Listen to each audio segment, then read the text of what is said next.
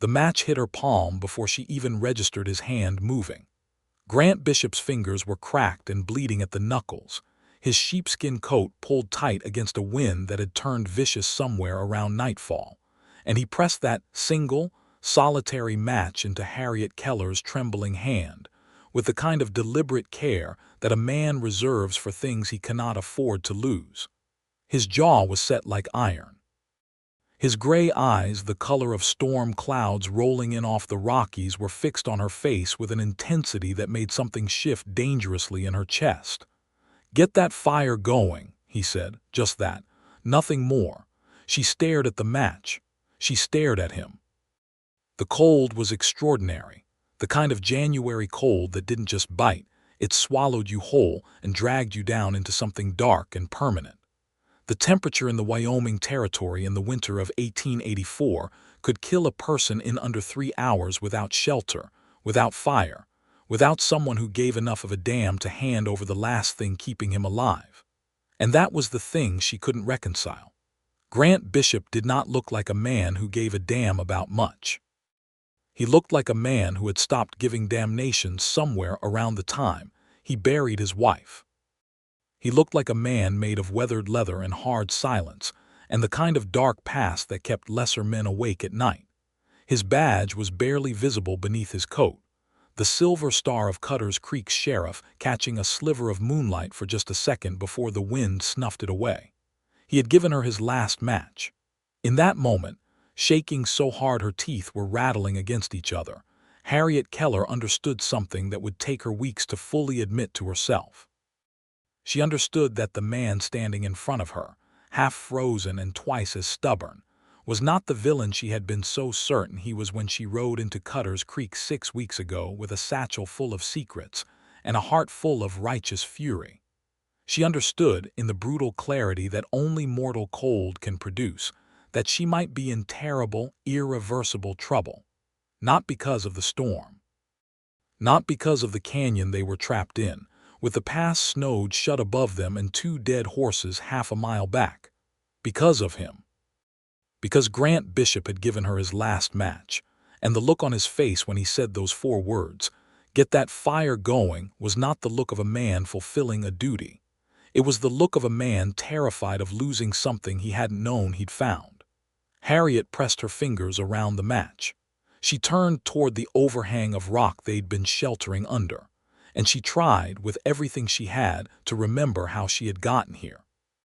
It had started, as so many terrible and wonderful things in the Wyoming Territory started, with a letter.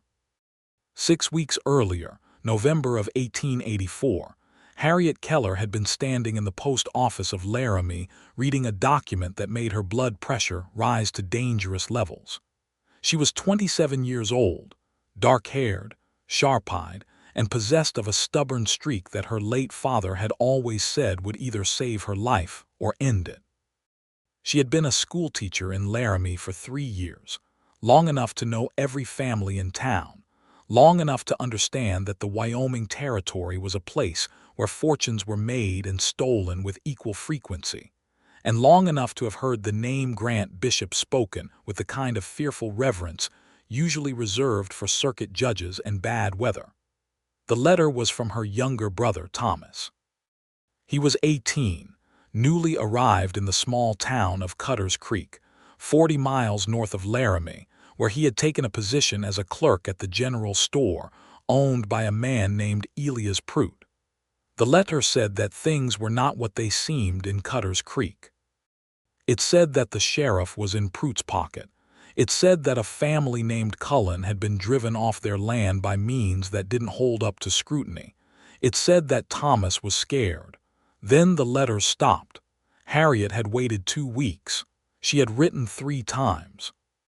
She had gone to the territorial marshal's office in Laramie, where a deputy with a thick mustache and a thicker indifference had told her that Cutter's Creek was Sheriff Bishop's jurisdiction, and that if she had concerns, she ought to take them up with the sheriff himself. She had packed her bags that same evening. The ride to Cutter's Creek was hard in November, the trail winding up through frozen creek beds and stands of bare cottonwood that rattled like old bones in the wind. She arrived on a Tuesday, her horse's breath smoking in the cold air, her own jaw set with the same granite determination that had kept her teaching school through 2 blizzards and 1 outbreak of scarlet fever. She arrived prepared to dislike Grant Bishop with every fiber of her being. He had not made that difficult. The sheriff's office sat at the center of Cutter's Creek's Main Street, a solid log building with a barred window and a porch that creaked ominously underfoot. Harriet had walked in without knocking and found Grant Bishop sitting at his desk with a cup of coffee, reading a wanted poster with the focused attention of a man who had very little else to do. He had looked up at her with those gray eyes, assessed her in about 3 seconds flat, and said, in a voice like gravel dragged across a riverbed, "Office hours are posted on the door." "I don't care about your office hours," Harriet had replied, dropping her satchel on his desk. "I'm looking for my brother. Thomas Keller. He's been working at Pruitt's store for 2 months and I haven't heard from him in 3 weeks. Grant had not moved.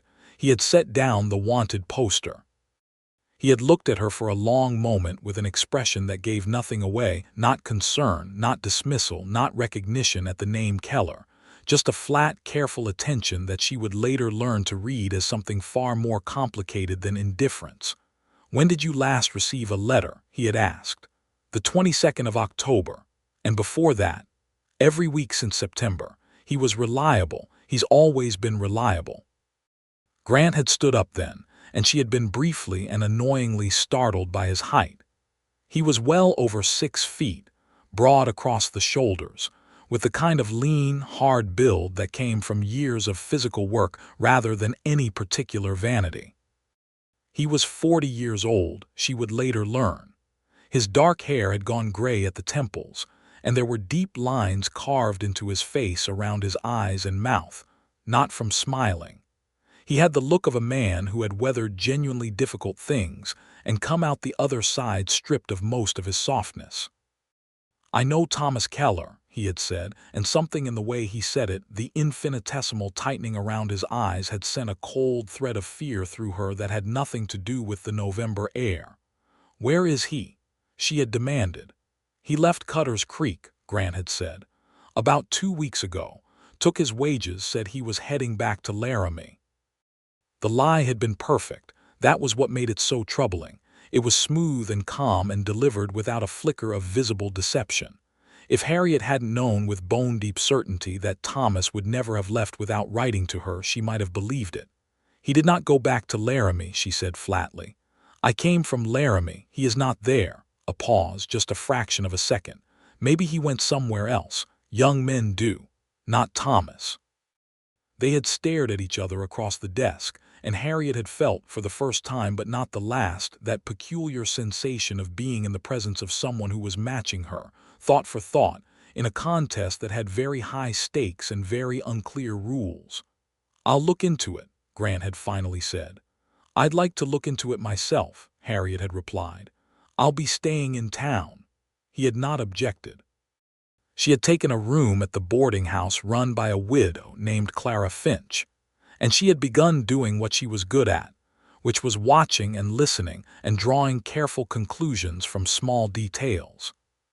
What she learned in the first week was troubling in ways that confirmed everything Thomas's letter had described. Elias Pruitt was the most prosperous man in Cutter's Creek, which was not unusual. What was unusual was the way people's expressions shuddered when his name was mentioned. She learned that the Cullen family, a husband, wife, and 3 children, had abandoned a homestead claim to the east of town after what locals described vaguely as a dispute. She learned that 2 other families had left under similar circumstances in the past year. She learned that Pruitt had a man who worked for him, a cold-eyed individual named Doyle, who was not employed in any capacity connected to the store, and who wore his holster in the way that men wore holsters when they intended to use what was in them. She also learned things about Grant Bishop that complicated her certainty. The blacksmith, a giant of a man named Ambrose who had been in Cutter's Creek for 15 years, told her that Bishop had been sheriff for 8 years, that he was the most honest lawman who had ever held the position, and that if Harriet thought he was in Pruett's pocket, she was wrong.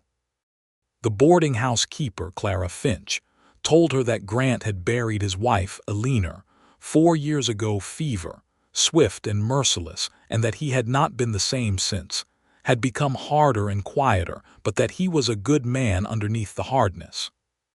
The schoolchildren she'd started helping in Clara's front room, because Harriet could not exist in a place with children and not try to teach them something, told her that Sheriff Bishop had brought them books from Laramie out of his own pocket, and that one of the older boys said the sheriff had sat up all night with him once when his father was drunk and threatening, and there was nowhere else to go. None of this fit the shape of the villain she had constructed. It was the second week when things shifted. Harriet had been watching Pruett's store from across the street, cataloging the comings and goings with the patient attention she'd developed for tracking which students were struggling and which were bored, when she saw Doyle emerge from the store with a man she didn't recognize. They spoke briefly, and the unfamiliar man handed Doyle a small wrapped package. Nothing about the exchange was overtly criminal. Everything about it felt wrong. She had been so focused on the two men that she hadn't registered Grant coming up beside her until he was already there, standing at her elbow with his coffee and his gray eyes aimed at the same spot she was watching. "You're going to make yourself conspicuous," he said quietly, not looking at her. "I'm a schoolteacher standing on a public street," she replied, equally quiet. "There's nothing conspicuous about that. In Cutter's Creek there is, when the schoolteacher in question has been watching my street every afternoon for 6 days. She had looked at him then, caught off guard by the "my street," by the quiet proprietary weight of it. He was still watching Pruett's store. His jaw was doing the set-like-iron thing she was becoming familiar with. "You've been watching me watch," she said. "It's my job to watch. And what do you see when you watch those two?" She nodded toward Doyle and the other man who were parting ways. A pause, then unexpected, honest. "Trouble. I see trouble that I can't yet put a name to." The admission had cracked something in the fortress of her certainty, because it was not the answer a corrupt lawman gave. It was the answer a man gave when he was fighting the same battle she was, from a different angle, with different information. "My brother's letter said you were working for Pruett," she told him, because she had decided that honesty was the most efficient weapon she had. Grant had turned to look at her then fully, and for a long moment something moved behind his eyes, surprise, then anger, then something that looked like it might be pain. "Thomas Keller believed that," he said. "Thomas Keller wrote it." Another long pause. The wind moved down the street, kicking up a spiral of dust that spun between them and dissipated. "Your brother was not wrong to be suspicious of things in this town," Grant said carefully. "He was wrong about me." "Then prove it," Harriet said. "And while you're proving it, help me find him." He had looked at her for another moment, that focused, measuring look she was beginning to find more reassuring than threatening, and then he had given a single, slow nod. "Meet me here tomorrow morning, 6 o'clock. Dress warm." She had been there at 5:45. What followed was 3 weeks that dismantled everything Harriet thought she understood about Grant Bishop and rebuilt it into something far more complicated and far more dangerous to her peace of mind. They rode together. They spoke carefully, then less carefully, then with an increasing candor that surprised her because Grant was not a man who appeared to give candor freely. He told her on the third day what he actually knew about Pruett. Elias Pruett was running a scheme that was elegant in its awfulness. He was acquiring land through a combination of legal manipulation and implied violence, finding homesteaders who had filed claims in areas with mineral potential, engineering situations that made them want to leave, then purchasing their abandoned claims at fractions of their value. The mineral in question was coal. The Wyoming Territory's coal deposits were becoming increasingly valuable as the railroads expanded, and Pruett had identified a seam running under 3 separate homestead claims, including the Cullens. Grant had been building a case for 4 months. He had documentation bills of sale, witness accounts from families who had left, correspondence between Pruett and a land speculator in Cheyenne, but he was missing the central piece, which was evidence of the direct threat. Doyle was the instrument of it, but Doyle was careful, and the families who had fled were too frightened to make formal statements. "Thomas," Harriet said, when she understood the shape of it. "Thomas found something." "That's what I believe," Grant said. They were sitting on horseback at the top of a ridge east of town, looking down at the valley where the Cullen homestead still stood, abandoned and snow-dusted. The sky was the flat white of impending snow. Their breath mingled in the cold air between them, which she noticed and immediately stopped noticing. "Where is he?" she asked, and her voice was steadier than she felt. "I don't know," he said, "and that is the honest truth, Harriet." He had started using her given name somewhere in the second week. She had started using his given name approximately 48 hours later, though she was still sorting out whether that was a concession or a choice. "Do you think he's alive?" she asked. Grant did not answer immediately. She had learned that this was not evasion. It was his way of making sure his words were true before he spoke them. "I think Pruitt is not a murderer," he finally said. "I think he is a man who uses fear as a tool, and that murder would complicate things for him considerably. I think Thomas found something that frightened Pruitt, and that Thomas has been encouraged to disappear temporarily. Not permanently." "Encouraged," she repeated. "Held," he corrected, with the flat directness of someone refusing to be a coward about language. The word landed like a stone in still water, and Harriet felt the ripple of it move through her entire body.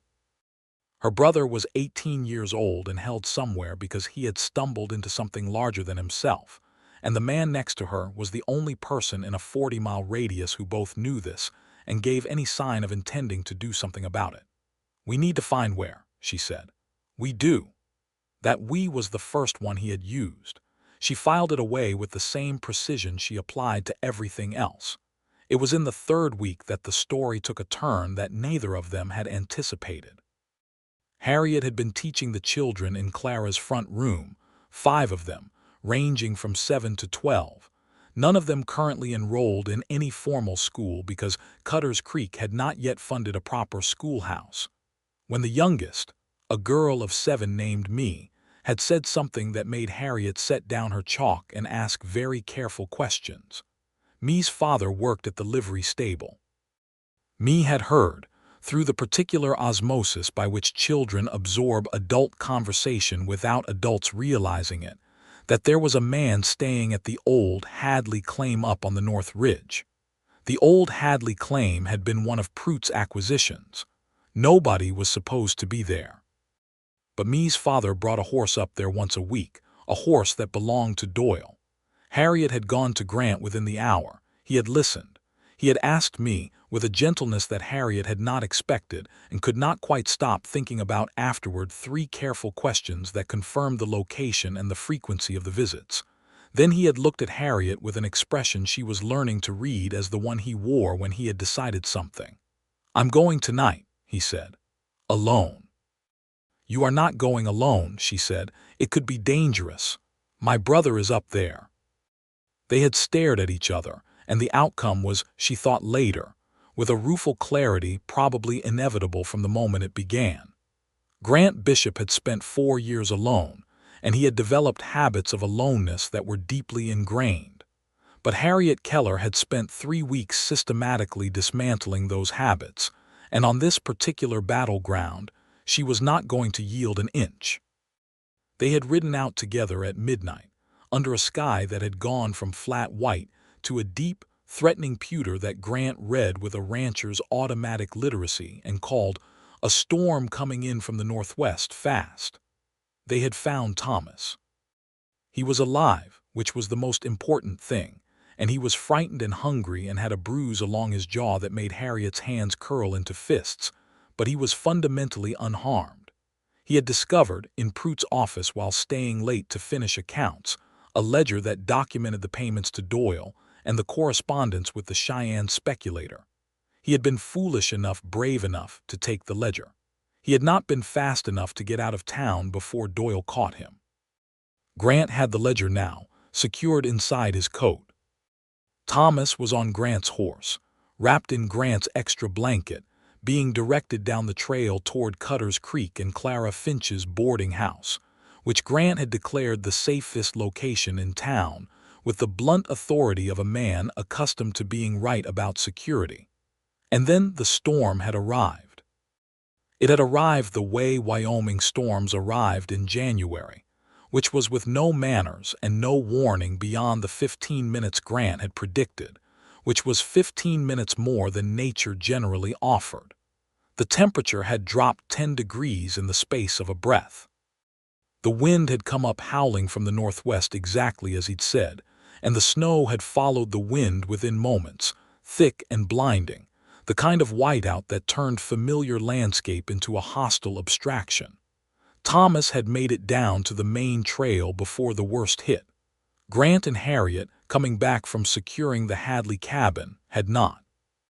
The pass back to the main trail had sheeted over with ice in the sudden temperature drop, and Grant's horse had gone down on the slope, not dead, but lame, unable to continue, and Harriet's mare had spooked and bolted before she could get her calmed, which meant both of them were on foot in a January blizzard on the north ridge above Cutter's Creek, with half a mile of exposed trail between them and shelter.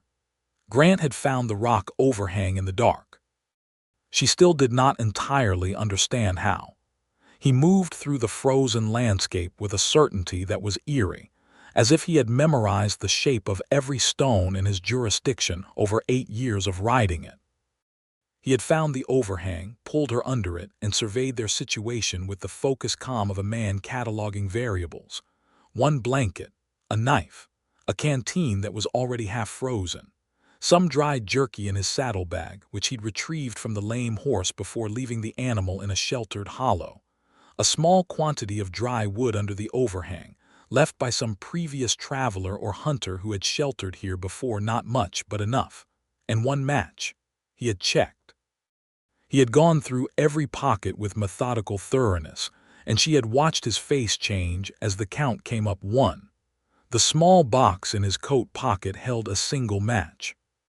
He had lost the others somewhere in the chaos of the horse going down, in the scramble across the ice, in the wind that had been stripping everything loose from everything else for the past half hour. He had held it out to her. That single match, pressed into her palm with the careful deliberateness of a man who had thought about it for approximately 1 second and reached a conclusion. "Get that fire going," he said. And she had stared at him, at the match, at the night, and understood for the first time with the complete clarity that extreme cold and extreme fear and something else, something she wasn't naming yet, produced that Grant Bishop had just handed her the only thing keeping either of them alive, and he had not hesitated. She turned to the wood. Her hands were shaking so hard she could barely feel the match between her fingers. The wood was dry enough, that was something. That was a gift from some anonymous soul who had sheltered here before. She arranged it the way her father had taught her, smallest pieces first, a little hollow in the center for air to feed the flame. She was not a woman who wasted time being frightened when there was work to do. The wind was howling outside the overhang. Inside it was marginally better, protected on 3 sides by rock, but the cold was still enormous and it was getting worse.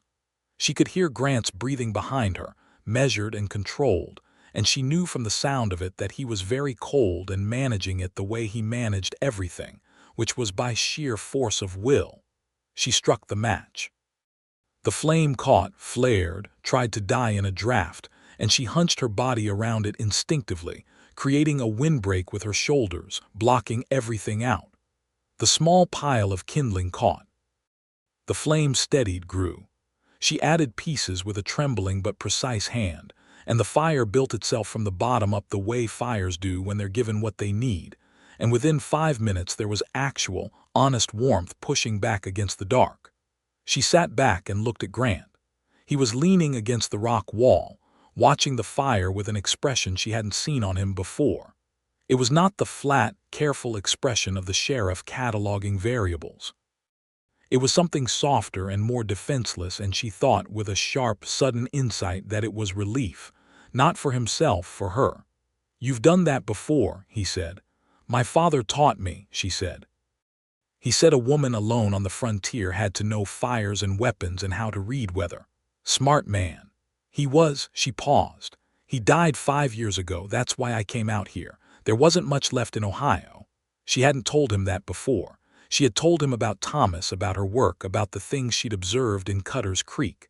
She hadn't told him the personal geography of why she was in Wyoming at all. The cold was doing something to her filters, or maybe it was the match. Maybe it was the fact that a man had given her his last resource without a moment of visible calculation, and that action had bypassed all her careful defenses and gone straight to some essential part of her. I know what it is to have nothing left in a place, Grant said. His voice was quiet, roughened by the cold. After Alina. It was the first time he had said her name to Harriet. He had mentioned his wife only once before, briefly, in passing, and Harriet had not pushed because she understood that there were territories in a person's interior that required an invitation. 4 years is a long time to be alone, Harriet said carefully.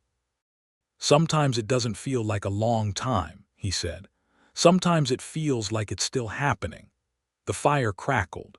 The wind threw itself against the rock outside and was largely rebuffed. Inside the overhang, the circle of warmth was small but real, and they were both within it, close enough that their shoulders were nearly touching because the space didn't allow for anything else. She would have liked you, Grant said, and then seemed surprised by himself, as if the sentence had escaped from somewhere he kept things locked up. He looked into the fire. Harriet felt the weight of it, that small offering, enormous in the context of who he was. Tell me about her, she said. Not a demand, an invitation, and he did. Haltingly at first, then with increasing ease, the way speech loosens when the silence around it finally becomes more frightening than the words. Alina had been from Missouri, dark-eyed and quick-laughing, the kind of woman who made rooms feel larger by being in them. They had married young, he had been 24, she 22. They had come west together, chasing the particular dream of the frontier that pulled people here in the 1870s. They had built something real and good in Cutter's Creek. They had wanted children and had one miscarriage that Grant described in 2 sentences with the kind of careful economy that told Harriet it had cost them both an enormous amount. Then the fever had come and gone and taken Alina with it, and Grant had been alone in the house they'd built together for 4 years. I threw myself into the work, he said. The law. It was the only thing that made sense to continue doing. And Prout, she asked, how long have you known about him? About 1.5 years. I've been building the case carefully because I can't afford to move without enough evidence to make it stick. Prout has legal resources. He has connections in Cheyenne. If I move too soon and the case falls apart, he walks free and everyone who helped me is in danger. The ledger changes that, Harriet said. If it's what I think it is, yes. His jaw tightened. It changes everything. They sat in silence for a while, tending the fire, adding pieces of wood in the careful way that made a small supply last as long as possible. Outside, the storm had reached a sustained roar that suggested they were not going anywhere until morning at the earliest. Inside, the warmth was holding. I thought you were corrupt, Harriet said at one point, not as an accusation but as a confession. When I came to Cutter's Creek, I was certain of it. I know, he said. Knew? A woman doesn't watch a man with that particular expression if she's simply curious, he said, with a dry note that was as close to humor as she'd heard from him. You were watching me the way I watch people I suspect. I suppose I was. She looked at the fire. I was wrong. A pause. You weren't wrong to be suspicious. Your brother was in danger and the obvious answer was the man with the badge. But the obvious answer wasn't the right one. It often isn't, he said. The fire shifted, settled. Harriet added another piece of wood. The storm seemed possibly to be easing fractionally. The roar had dropped half a tone, like a man who has been shouting deciding to merely insist. Why did you give me the match? She asked. It had been sitting in her mind since the moment it happened, a question that kept circling back. Grant was quiet for long enough that she thought he might not answer. When he did, his voice had changed, lower, more careful, the way a man sounds when he is saying something true that costs him. Because you needed it, he said. And I needed you to be all right. She turned to look at him. He was looking at the fire. The orange light moved across his face, softening the hard lines, illuminating the gray at his temples, and he looked not young exactly. He had never looked young but present in a way that she had not seen from him before.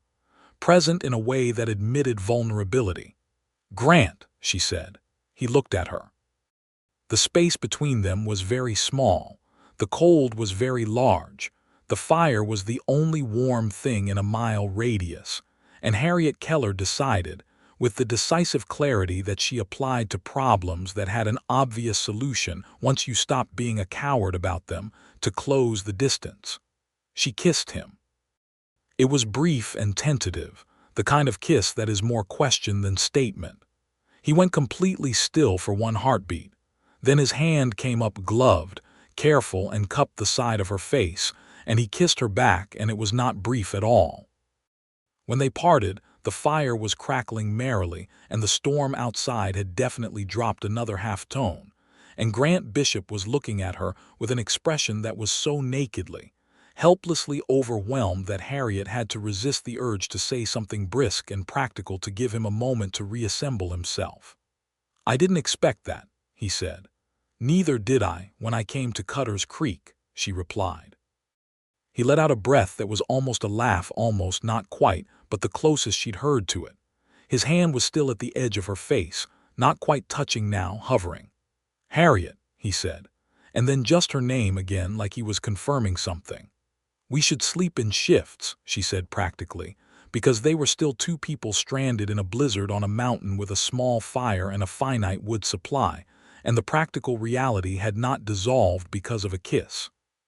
3 hours on, 3 hours off. Whoever's awake keeps the fire going. Wake me when the storm breaks. "You're very practical," he said. "One of us has to be," she replied, and arranged herself next to the fire with her back against the rock wall and his blanket over her shoulders. He had given her that too, she realized, and was not remotely surprised, and closed her eyes. She did not sleep much, but the fire held. The storm broke around 4 in the morning, the way Wyoming storms broke, abruptly, as if they had somewhere else to be. The silence that followed was absolute and crystalline, the kind of silence that only exists after a great noise, the world newly clean and very cold, and covered in something like 6 inches of new snow. Grant woke her with a hand on her shoulder, and she opened her eyes to find the overhang full of cold blue pre-dawn light. He was crouched beside the fire, burned down to coals now, and looking at her with an expression she couldn't read. "Trail's clear enough to walk," he said. "We need to move." She stood. She stretched muscles that had gone rigid with cold and the particular awkwardness of sleeping upright against a rock wall, and she looked at him. He had not slept at all, she was almost certain. He had sat up through the dark hours, keeping the fire going, keeping watch, and the shadows under his eyes confirmed it. "You were supposed to wake me," she said. "You needed the rest," he said, standing. "Grant," he looked at her. "You're not allowed to sacrifice yourself continuously on my behalf," she said. "I need you to understand that." Something moved across his face, something she thought might be joy, though it was the kind of joy that has been under so much pressure for so long that it doesn't know what shape to take. He nodded. "Understood," he said. The walk down from the ridge was hard, the snow deep and the footing uncertain, but they managed it together. And by the time the first pale sunlight cleared the eastern peaks, they were on the main trail. And within an hour they were walking into Cutter's Creek with the cold still clinging to them and looking, Harriet thought, like they had survived something significant, which they had, in more than one sense. Clara Finch was at the boarding house door before they reached it, having apparently watched the trail all night. Thomas was inside, awake and anxious, with a cup of coffee in each hand and the expression of a young man who had understood that he had caused a great deal of trouble and was not yet sure how to apologize for it. He hugged Harriet for a long time. He shook Grant's hand for even longer, and she noticed the two of them exchange a look man to man, short and substantial, that she chose not to examine too closely. She had hot coffee and a warm bath and 3 hours of actual sleep, and when she woke in the early afternoon, Clara had food on the table, and Thomas was sitting across from Grant with the ledger open between them, and both of them looked up at her when she came in with expressions that made her think they had been talking about more than the contents of the ledger. The ledger was exactly what they had hoped.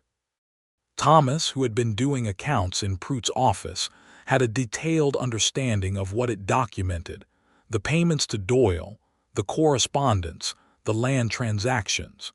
He walked Grant through it, pointing out the specific entries that constituted criminal evidence. Grant listened with the focused attention he brought to everything, asked precise questions, and by the end of it had the clear, comprehensive picture he'd been building toward for 18 months. "I need to wire the territorial marshal in Laramie," Grant said. "Today." "Will they act?" Harriet asked. "With this ledger they have to." He paused. "I also need to move quickly. If Doyle checks the Hadley cabin today and finds Thomas gone, Pruitt will know what's happened and he may run." Thomas said, with the straightforward courage of a young man who had spent 3 weeks in a cold cabin thinking very hard about his choices, "I'll testify, whatever you need." Grant looked at him for a moment. "That's brave of you." "It's the right thing," Thomas said simply, with the moral clarity of 18, and Harriet felt a rush of love for her brother so acute that it was almost painful. Grant sent the wire. He also sent deputies. He had 2 reliable men named Henderson and Cole who had been his since the beginning and whom he trusted completely, to quietly position themselves near Pruitt's store and the exit routes from town. He was thorough and methodical and fast, and Harriet watched him work with an attention that was no longer about cataloging the evidence of corruption. It took 3 days. 3 days of careful, precise legal work, of statements taken and documented, of the territorial marshal's deputy arriving from Laramie with the authority to make arrests, of the ledger being examined by people who knew how to examine ledgers. Elias Pruitt was arrested on a Thursday afternoon, Doyle beside him, both of them taken without violence. Grant had positioned his people so well that there was no reasonable play for resistance, and Pruitt, for all his awfulness, was not a man who would throw his life away on a hopeless gesture. The town of Cutter's Creek breathed out. Harriet could feel it, the collective exhalation of a community that had been held under a particular kind of pressure, and had just had the pressure released. People came out of their houses.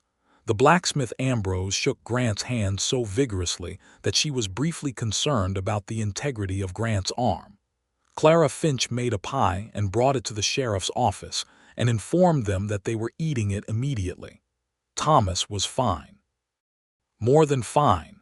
He had the slightly stunned brightness of someone who has been in danger and come through it, and discovered that they are more capable than they believed. Was talking about staying in Cutter's Creek, about whether there might be work now that Pruitt was out of the picture. Harriet sat with him on Clara's porch the evening after the arrests and said, "What do you want to do, Thomas? Truly." He thought about it seriously, which was what she'd always loved about him. "I want to stay," he said. "This place, it's rough and it's cold and it's sometimes frightening, but it's real. I want to be part of building something real." "Then stay," she said. He looked at her. "What about you?" She looked across the street to where, through the window of the sheriff's office, she could see Grant's silhouette at his desk, head bent over his paperwork. The lamplight was yellow and warm against the blue evening dark. "I'm thinking about it," she said. Thomas, who was 18 and not stupid, looked at her, and then at the sheriff's office window and said absolutely nothing, which was the most mature thing she had ever seen him do. That evening, Grant came to find her. He found her on Clara's porch, still sitting in the cold that was not as brutal as the ridge but was still Wyoming in January and therefore considerable. He stood at the porch steps and looked at her, and she could see him assembling words, which he did more carefully than most people. "You'll be leaving soon," he said. It wasn't a question, but it wasn't quite a statement either. It was a doorway. "I haven't decided," she said. He looked at her. The lamplight from inside made the porch dim and golden. "Harriet," he said, "I need to say something, and I'm going to say it plainly because I don't know another way." "Please," she said. "I have not wanted anything for myself in 4 years," he said. I have worked and I have done the job and I have managed the loss, and I thought that was sufficient. That it was what was available." He stopped.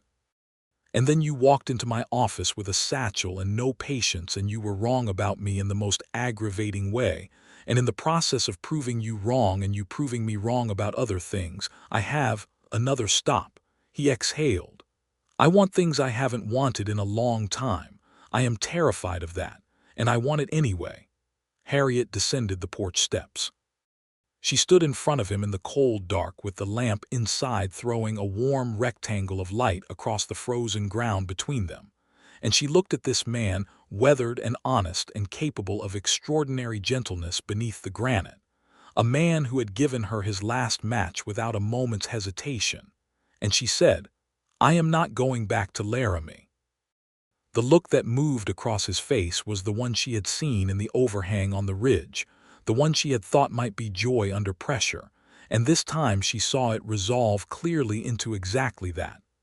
"I'm not going back to Ohio," she added, "and I'm not starting over somewhere else. I've been starting over. I think I'd like to stay somewhere." "This is a hard town," he said. "Cold winters, not much in the way of society." "I've noticed," she said dryly, "the work can be dangerous." "I've noticed that too, Harriet." He reached out and took her hand the way he'd taken it on the ridge, but without the urgency of cold, just deliberate and careful, his thumb moving across her knuckles.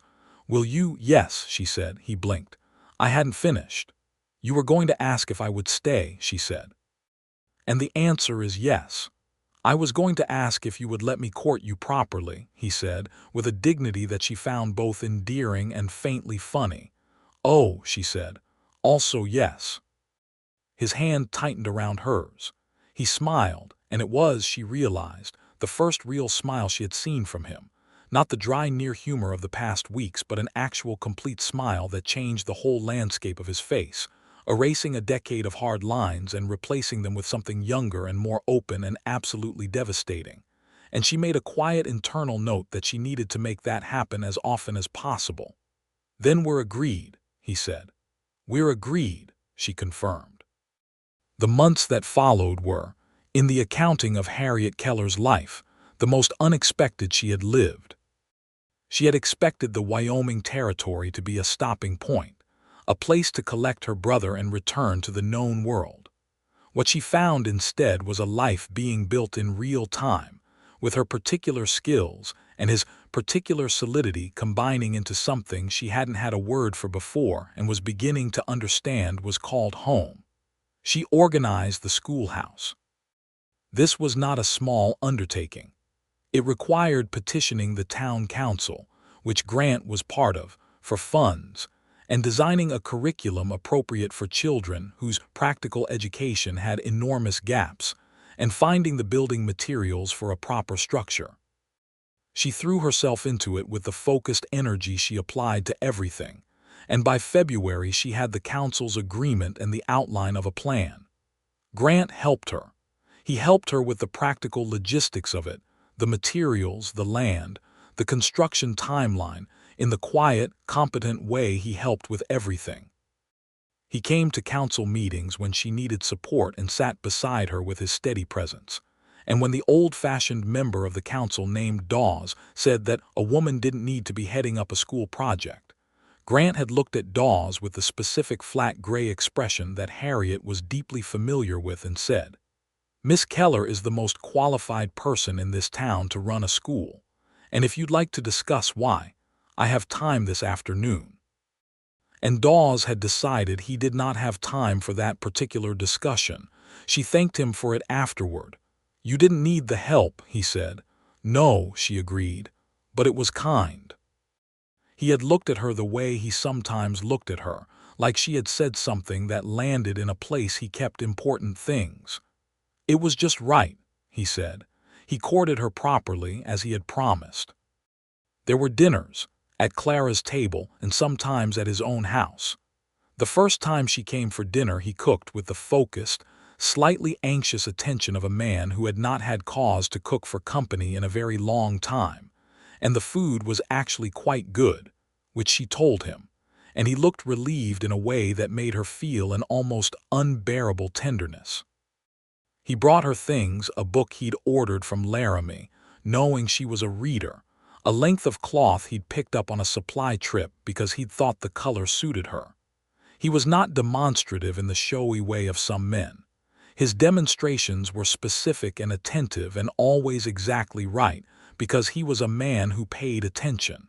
They talked.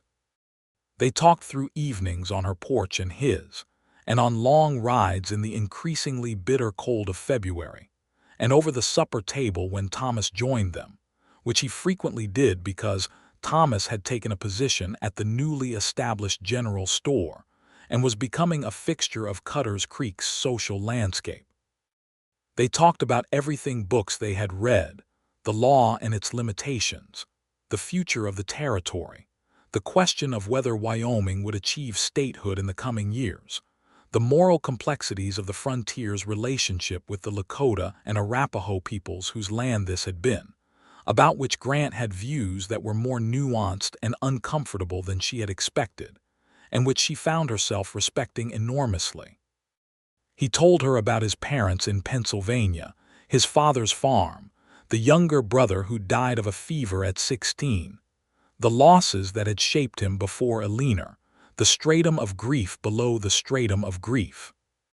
She told him about Ohio and her father's schoolroom and the particular loneliness of being the smart girl in a community that found smart girls vaguely threatening, and the way that loneliness had pushed her west toward places that needed what she had to offer. "You belong here," he told her once, so simply and directly that she had to look away for a moment. "I'm beginning to believe that," she said. March came in with its customary ambivalence. Cold, then not cold, then cold again, the temperature swinging wildly the way it did in the shoulder season when winter refused to accept that its time was ending. The schoolhouse was framed and nearly closed in, which was miraculous considering the weather, owing largely to the fact that half the men in Cutter's Creek had shown up to help at one point or another, including Ambrose, whose contributions were worth about 3 normal men, and Grant, who appeared on Saturday mornings with a hammer and a look of focused determination and worked until the light failed. The Cullen family came back. This was, in Harriet's accounting, one of the most satisfying developments of the spring. Robert and Mary Cullen, with their 3 children, had been waiting in Laramie while the legal situation resolved, and when the news reached them that Prout was in custody and their homestead claim was legally secure, they returned. They arrived on a Tuesday in March with a wagon and a set of expressions that were cautious and hoping simultaneously. Harriet met them at the edge of town. She had made sure their house was cleaned and aired, and that there was food in the larder, organized with the help of Clara and several other women who had immediately understood what was needed when Harriet explained it. Mary Cullen cried, briefly and fiercely, and then thanked Harriet with a directness that suggested she was not much given to crying either. Robert Cullen shook Grant's hand for a long time, and Grant said quiet things to him that Harriet did not quite hear, but that seemed to matter. Grant proposed to her in April. He did it on a Sunday afternoon, standing in the not-yet-completed schoolroom with the afternoon light coming through the new windows she had specifically specified should face south for the best winter light, and it was characteristically both simple and exactly right. He said he loved her. He said he had been afraid of that, and he had stopped being afraid of it sometime in January on a mountain in a blizzard, which was not the romantic setting a man might choose but was the honest one. He said he wanted to spend the rest of his life in her company. He said, with the dry half-smile she had come to love, that Cutter's Creek's sheriff had no business doing this courtship thing by halves. He had a ring. It had been Eleanor's, she knew before he said so, and he told her so directly, with the honesty she expected from him. He said Eleanor had been the first great love of his life, and that he carried her with him always, and that Harriet was not a replacement or a comfort or a compromise. She was something entirely new, something he had not known was possible, and that he wanted her to know the full truth of it. She said yes with her whole heart. The wedding was in June, which Harriet had insisted on because Wyoming in June was brief and beautiful, and she was not getting married in the cold if she could help it. Clara Finch organized the celebration with an enthusiasm that suggested she had been waiting for exactly this development, possibly since around the second week of November. Thomas served as a witness and spent the better part of the ceremony attempting not to look unbearably pleased with himself, which was a failure. Ambrose made a speech that lasted 7 minutes and was entirely about Grant's character, which Harriet thought was fair and true, and also made Grant look at his boots for most of it. Grant kissed her in front of the entire population of Cutter's Creek, which was not a large number but was enthusiastic, and the kiss was brief and warm and utterly sure of itself. And when he pulled back and looked at her, she saw in his gray eyes the thing she had been seeing more frequently since January, the man underneath the weathered exterior, the one who had been there all along waiting for someone to hand him a reason to be visible. They moved into his house, which they proceeded to make their house. This was a project Harriet approached with the same systematic energy she brought to everything, and Grant, to his great credit, understood that living with a woman who had strong opinions about the arrangement of a space was not something to resist but something to participate in, and they argued gently about the placement of the bookshelf for 3 days, and then agreed on a solution that was better than either of their original proposals. He built her a writing desk. She hung curtains she'd made herself from that cloth he'd bought for her, and the color was perfect, and when she pointed this out he said he had known it would be, as if this were simple, which made her kiss him in the middle of the afternoon with no particular occasion to justify it. The summer was warm and golden, and everything happened in it. The school opened in September, properly, with a real building and a register of 14 children and a small bell above the door that Ambrose had made as a gift. Harriet stood in the doorway on the first morning and looked at the light coming through her south-facing windows onto 14 expectant faces, and felt the particular satisfaction of a life making sense in the shape it had taken. Grant came at noon with lunch, as he did every day he could manage it, and stood in the doorway of the schoolroom while she finished a lesson on arithmetic, and watched her with the expression she had stopped trying to classify, because it simply was what it was. By October she knew she was pregnant. She told Grant on a quiet evening, sitting by the fire she had absolutely no difficulty starting now, and watched his face do the thing it did when something reached him all the way to the center, the stillness, and then the change, and then the smile that was a different kind of smile from the one she usually saw, younger and older simultaneously. "Are you?" he started. "I'm very well," she said. "I am also somewhat terrified, but I have been somewhat terrified before, and it has generally worked out."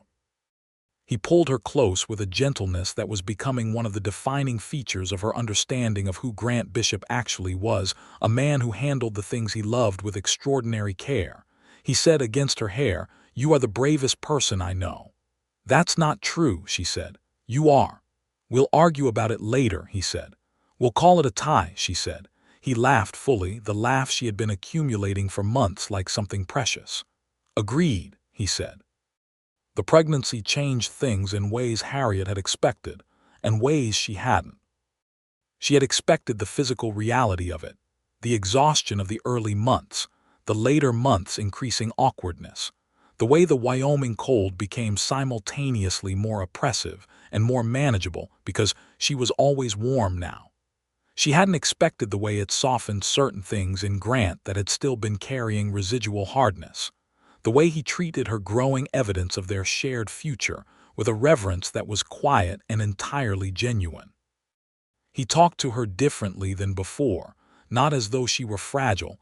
She would not have tolerated that, but as though every conversation had acquired a new significance, a weight of the future in it.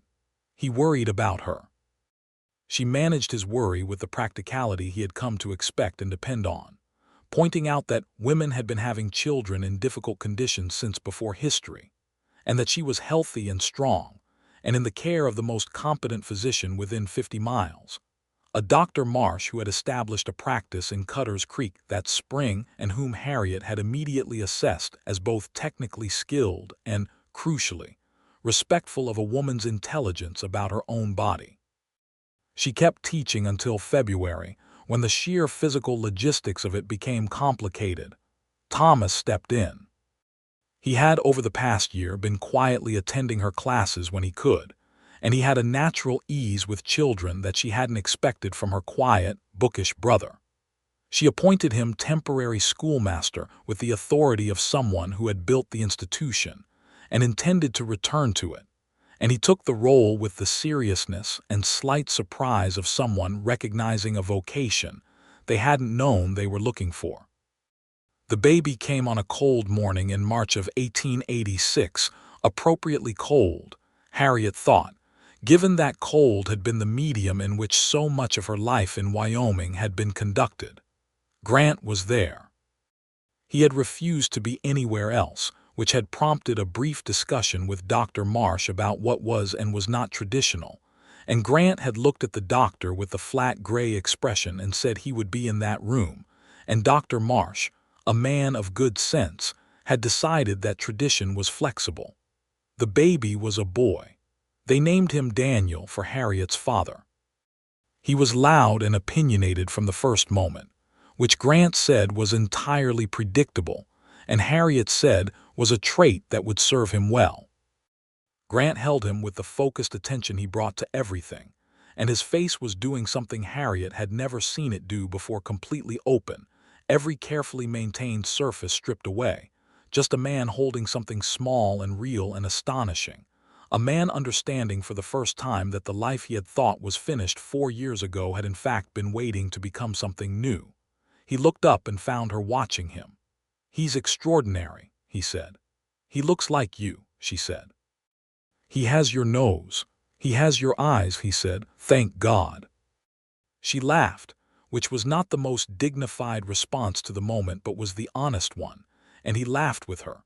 And Daniel, startled by the sound, made a very small, indignant noise.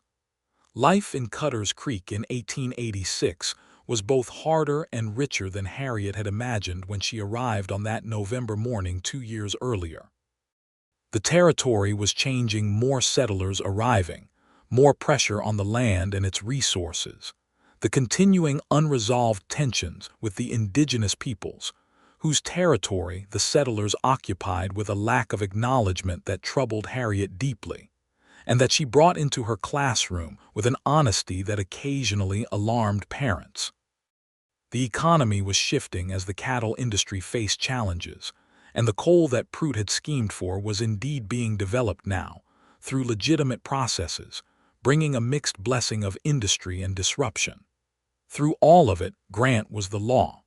He was the law in the particular way that he had always been, not perfect, not able to solve the larger injustices of the era, but honest and consistent and present, the kind of law that a community could build something on. He dealt with disputes and petty crimes and occasional genuine violence with the same methodical fairness, and Cutter's Creek trusted him in the way that communities trusted sheriffs who had earned it. He was also, increasingly, the man who came home. This was something Harriet had not fully anticipated as a concept, that the same qualities of steadiness and reliability that made him a good lawman would translate into a particular quality of presence at home, that Grant Bishop would be the kind of man who was genuinely home when he was home, not absent in spirit while present in body.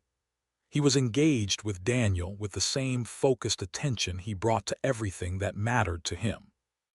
He helped with the work of the household with complete naturalness, as if the division of labor some of the town's other men enforced were simply a custom that had never occurred to him. He was also, and this was something she had suspected from the beginning and had now confirmed comprehensively, the kind of man who got better the more completely you knew him. The weathered exterior that had seemed so forbidding on that first day in his office was not, as she had initially feared, a wall around something damaged or hollow. It was the protective layer over something still intact, the essential character of a man who had been through real difficulty and come out the other side still believing in the right things. She told him this once, on a summer evening when Daniel was asleep, and they were sitting on the porch watching the sky go through its nightly performance. He was quiet for a while, and then he said, "You see me very clearly." "I always have," she said.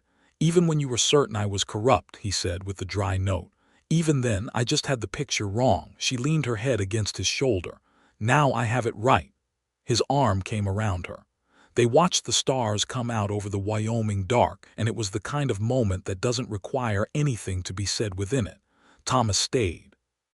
Thomas was, by the winter of 1886, one of the most valued members of the Cutters Creek Community Teaching School, with Harriet during the week, doing bookkeeping for several of the town's businesses on a freelance basis, and conducting a careful, prolonged courtship of a young woman named Helen, who had arrived with her family from Iowa that summer. Helen was 21 and clear-eyed and patient enough to let Thomas understand his own mind before she asked him to articulate it, which Harriet thought showed excellent judgment. She told Thomas this in the winter, and he turned red in a way that reminded her he was 20 years old and still capable of embarrassment, and then he said, "You and Grant are a terrible influence on how I think about what a marriage should look like." "Why terrible?" she asked. "Because you make it look so right," he said, struggling with the word. "And that's a hard standard." "It's not a hard standard, Thomas," she said. "It's just an honest one." He proposed to Helen in March. She accepted. In the clear-eyed way she did everything. The second pregnancy came as a surprise, in the pleasant way surprises come when your life has organized itself around being ready for them. Harriet discovered she was expecting again in the late spring of 1887, when Daniel was 14 months old and had recently discovered both walking and opinions, which he exercised simultaneously and at high volume. She told Grant in the kitchen of their house on a Tuesday morning, and he set down his coffee and looked at her with an expression that was the same as the first time but with something additional in it, a kind of settled gratitude, the look of a man who had stopped being surprised by happiness and started expecting it. "Is this a good time to mention that I'd like a bigger porch?" he said. She blinked. "I'm telling you we're expecting another child, and your response is about the porch." "I've been thinking about the porch for a while," he said with complete gravity, "and this seems like relevant information for the planning." She threw a dish towel at him. He caught it and laughed, fully and freely, and she was still slightly undone by how good that sound was 2 years in, because it had been such a rare and hard-won thing in the beginning. The second baby was a girl. They named her Clara, for the boarding house keeper who had been, in ways large and small, the person who made everything possible in those first weeks in Cutters Creek. Real Clara Finch had to be physically restrained from excessive emotion when she heard the name, or rather, she restrained herself, with the dignity of a woman who had opinions about what she would and would not be seen doing in public, but her eyes were very bright.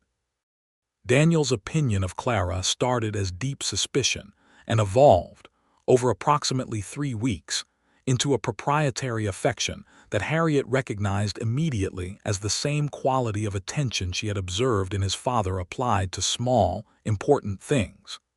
He was 2 years old and small and very serious about his sister's general welfare, and it was completely devastating. Grant watched his children with a consistent quiet amazement that he never entirely outgrew.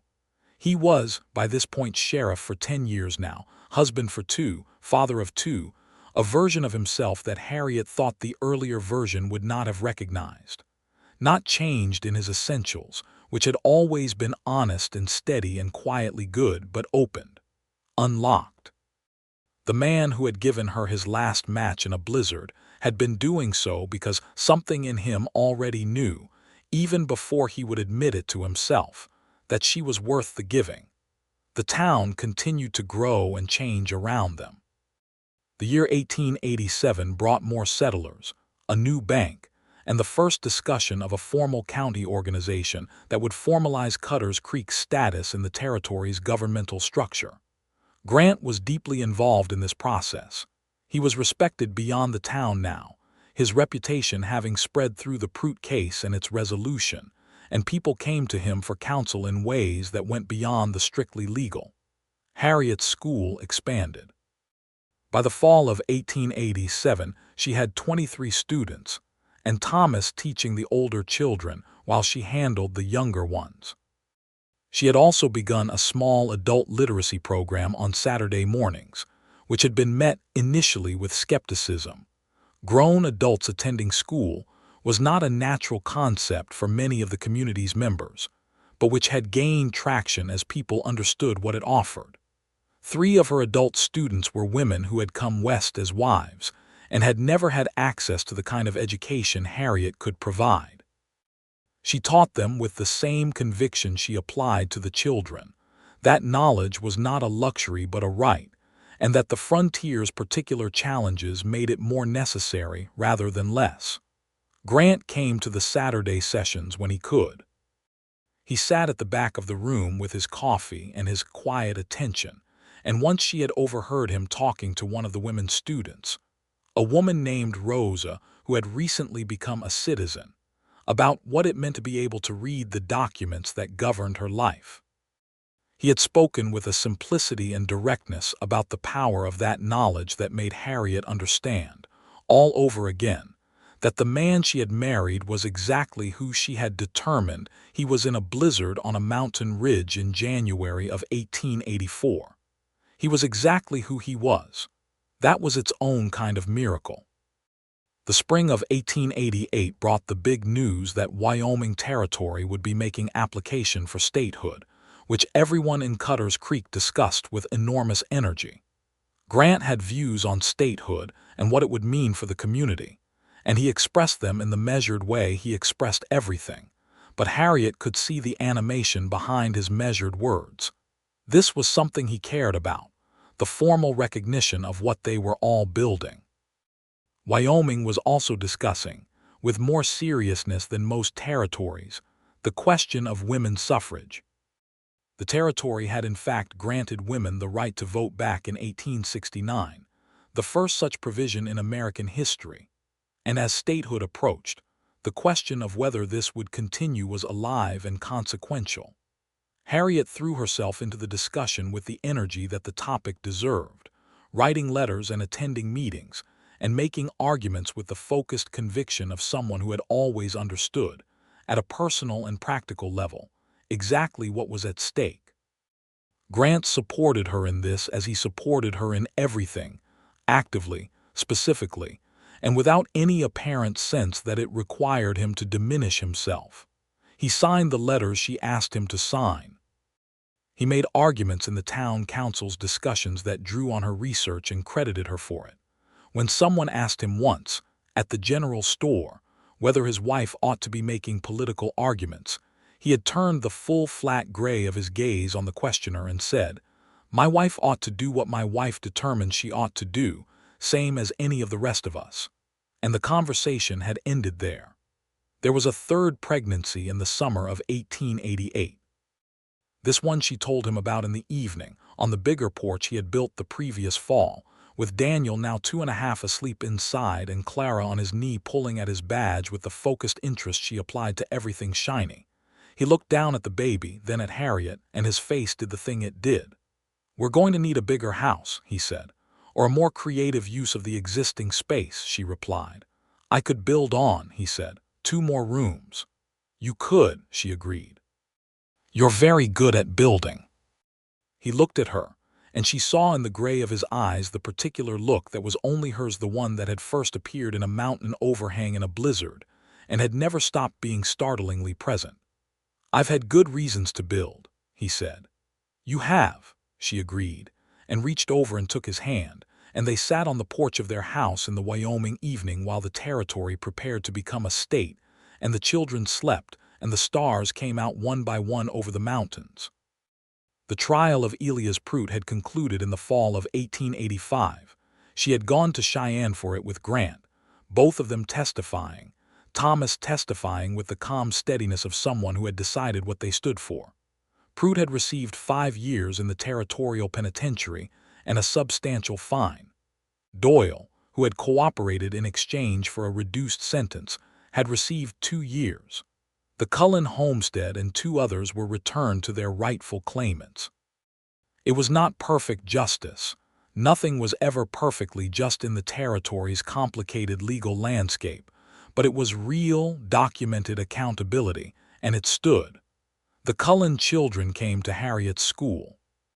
Robert Cullen sometimes helped with repairs to the schoolhouse. Mary Cullen and Harriet had become the kind of friends that form between women who have been through difficult things near each other and found themselves shaped by similar qualities: directness, capability, a refusal to be diminished. And through all of it, the school, the children, the trials and the seasons and the territory's evolution into a state, which happened finally and officially in July of 1890, when Wyoming was admitted to the Union with its women's suffrage provision intact, which Harriet celebrated with a satisfaction so profound it was almost physical. Through all of it, there was Grant. Grant who came home.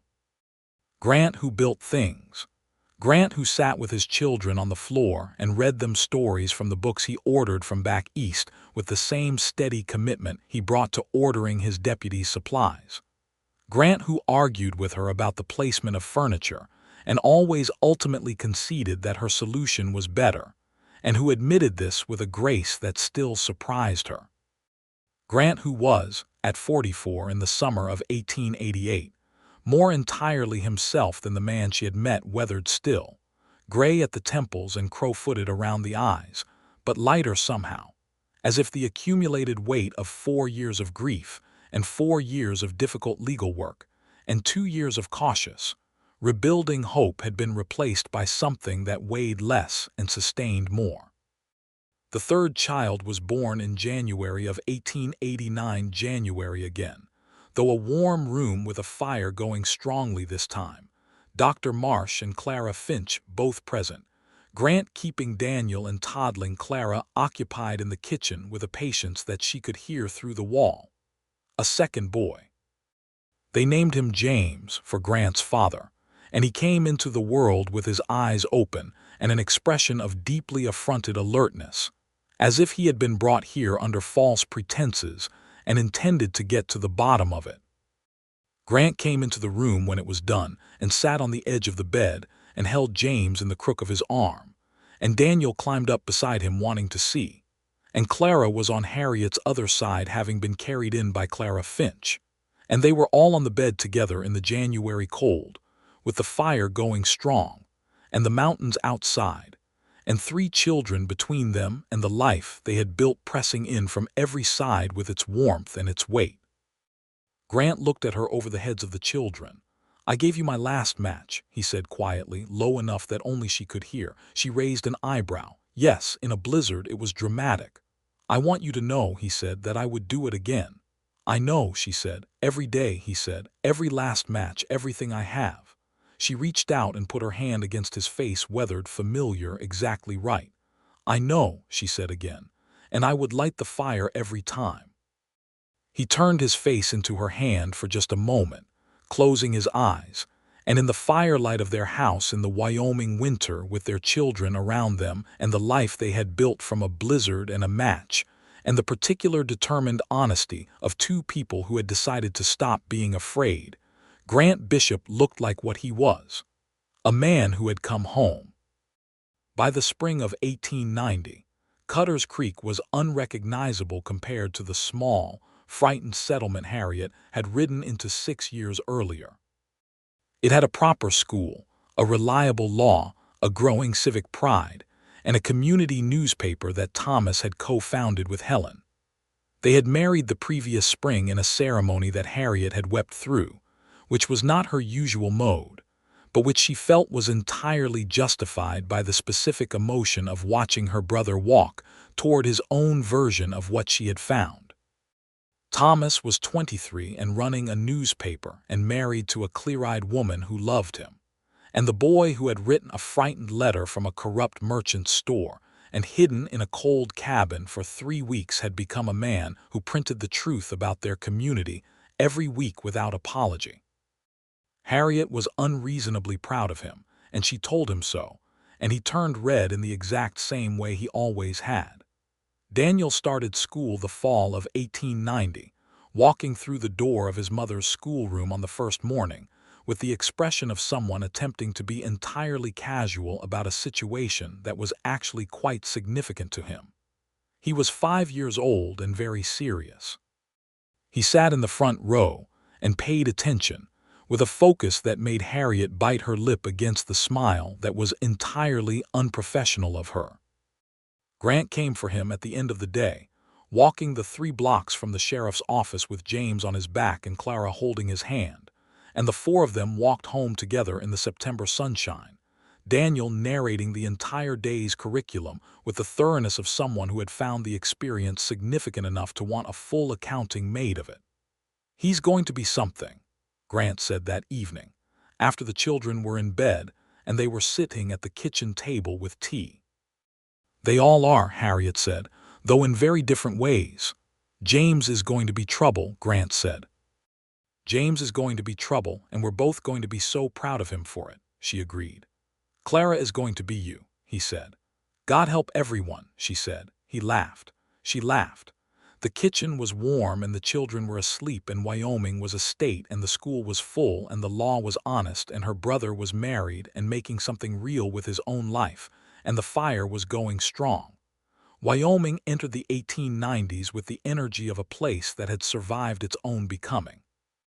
The winter of 1890 into 1891 was hard, one of the hardest in memory, the temperature dropping to levels that recalled that January night on the ridge with the kind of bone-deep recognition that experience leaves.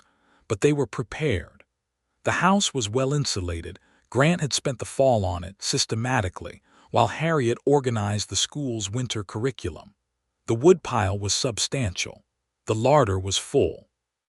On a particularly bitter night in December, when the wind off the mountains reached the street-emptying intensity that Wyoming produced in its serious moods, Harriet stood at the kitchen window and watched the dark and thought of a mountain overhang and one match and a man who had handed it to her without hesitation. Grant came into the kitchen behind her. He was in his shirt sleeves, having put the children to bed and come downstairs to find her standing at the window. He stopped when he saw her expression. "What are you thinking about?" he asked. "January 1884, she said. He came and stood beside her at the window. They looked out at the same dark, the same Wyoming winter, from the inside of a warm house with 3 sleeping children and a life between them that neither of them could have imagined that night on the ridge. "No regrets?" he asked with the dry note that she loved. "About which part?" "Any of it." She turned from the window. She looked at him, Grant Bishop, sheriff of Cutter's Creek, husband, father, the weathered, honest, extraordinary man who had given her his last match and told her to get the fire going, not knowing that she would, not knowing that the fire she built that night would be the beginning of the warmest thing either of them had ever known. "Not one," she said. He put his arm around her and she leaned into him, and they stood at the window and watched the winter do its worst against the glass, while inside everything was warm and whole and fully, finally, irreversibly theirs. That was the truth of it. That was the whole of it. 2 people who had come to the same cold, difficult place, carrying different kinds of loss, who had looked at each other across a desk, and across a blizzard, and across a mountain ridge at the moment of greatest extremity, and who had chosen, with the full and honest knowledge of what they were choosing, to build something together that would outlast the cold. The fire Grant Bishop had helped start that January night on the North Ridge above Cutter's Creek did not go out. It grew instead, fed by the dry wood of honesty and the careful air of trust, and the warmth of 2 people who had decided that the best use of whatever time they had was this, exactly this, the imperfect and extraordinary dailiness of a shared life built on good foundations in a hard and beautiful country. He had given her his last match. She had made it count. And in the warm kitchen of their house in the Wyoming winter, with their children sleeping and their community growing and the long future stretching out ahead of them like a trail in new snow, unmarked, beautiful, theirs, they turned from the window together and went to tend the fire.